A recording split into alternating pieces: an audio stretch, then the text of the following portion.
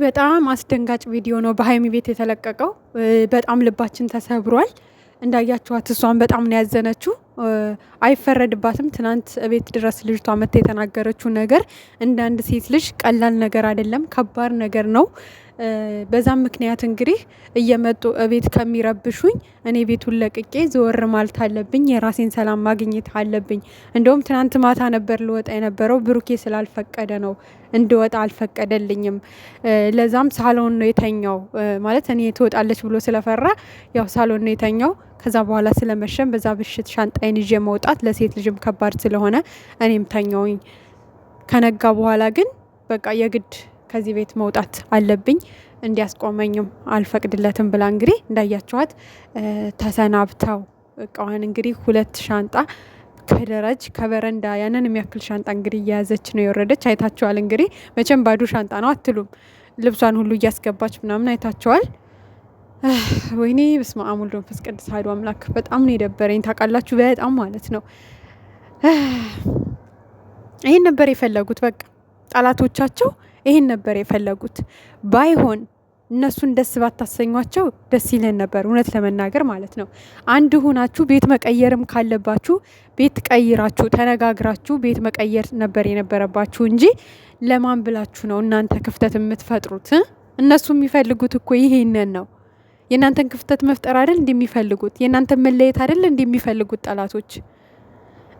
ለምን በቃ ቤት እኮ መቀየር ነው ሁለታችሁ።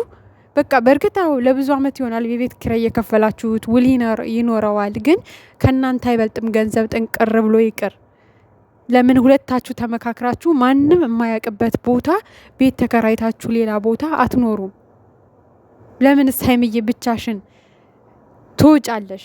ማለት ሁለታችሁም ታሳዝናላችሁ። አንቺም ብሩኬም እግዚአብሔርን በመካከላችሁ ጠላት እየገባ ነው እንደዚህ ህይወታችሁን ትርምስምስ እያደረገው ያለው። እሱ በየዋህነቱ ነው እየተቀጣ ያለው። የእሱ የዋህነት ደግሞ እሱንም አንቺንም ዋጋ እያስከፈላችሁ ነው። ግን ደግሞ የፈለገ ነገር ቢሆን እናንተ መለየት የለባችሁም። እናንተ ጋር ክፍተት መፈጠር የለበትም።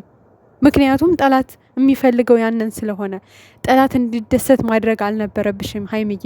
አውቃለሁ ብዙ ከባድ ነገሮችን እያሳለፍሽ ነው። በጣም ብዙ ነገሮችን እየተቋቁመሽ እንዳለሽ እናውቃለን። ግን በቃ ሁለታችሁ መግባባት መቻል አለባችሁ። ምክንያቱም ጠላት የእናንተን መለየት ነው የሚፈልገው። ጠላት የእናንተን ክፍተት ነው የሚፈልገው። ጠላት እንዳይደሰት ደግሞ እናንተ ሁለታችሁ ተመካክራችሁ ብሩኬ በቃ ከዚህ ቤት መልቀቅ አለብን፣ ይህን ቤት መልቀቅ አለብን። አንተም ቢሆን በቃ ጓደኞችህ እንደዚህ ክፍተታችንም እየፈለጉ ቤት ድረስ ሰው እየያዙ የሚመጡ ከሆነ ለጊዜው አንተም ጓደኞችህ ቤታችን እንዳይመጡ ማሳወቅ የለብህም ቤታችን።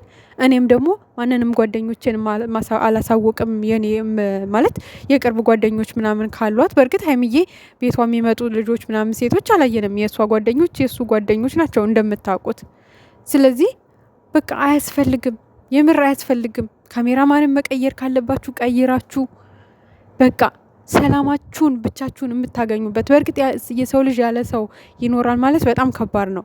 ሰው የሚያስፈልጋቸው ሰዓት ሊኖር ይችላል። ግን ቢያንስ ነገሩ እስከሚራገብ ቢያንስ የሆነ ነገር በቃ ጠላት ከዚህ በኋላ ብንገባም አይሳካልንም የሚልበት ሁኔታ ላይ እስከሚደርስ ነገሮች እስከሚረጋጉ ሁለታችሁ አንድ ላይ ዘወር ብትሉ ወይ እሺ ብለሽ ዱባይ ብትሄዱ ኑሮ የትናንቱም ነገር ባልተፈጠረ ነበር።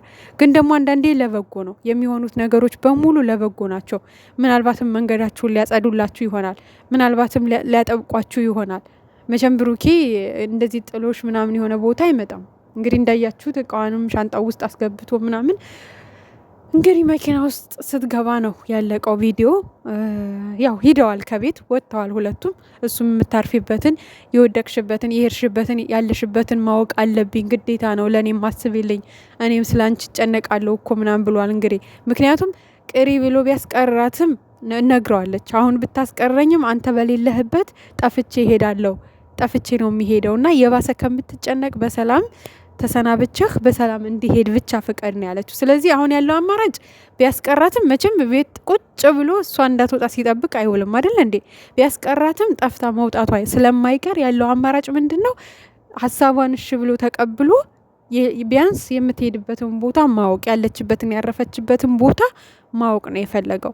ስለዚህ አሁን እንዴት ፈቀደላት? እንዴት እሺ ብሏት? እንዴት ሻንጣዋን አስገብቶ ለዛውም በራሱ መኪና ይዟት ሄደ ልትሉ ትችላላችሁ። ግን እምቢ አትሄጅም ብሎ ዛሬ ቢያስቀራትም ልክ ማታ እንዳስቀራት ማታ እኮ አስቀራት አይደለ? ግን ጧት ተነሳ ደግሞ ሻንጣዋን ይዛ ወጣች። አሁንም ቢያስቀራት እሱ በሌለበት ጭራሽ የት እንዳለች እንኳን በማያውቀው መልኩ ጥላው መሄዷ ስለማይቀር ይሄን ደግሞ እሷ በቃል ነግረዋለች። አንተ በሌለበት ጠፍቼብህ ከሚሄድ በሰላም ተሰናብተኝ ልሄድ ነው ያለችው። ስለዚህ ሀሳቧን መቀበሉ ልክ ነበረ። ዛሬ ቢያንስ እንኳን ያለችበትን ያቃል። ገብቷቸዋል። እሱ ሳይኖር ሄዳ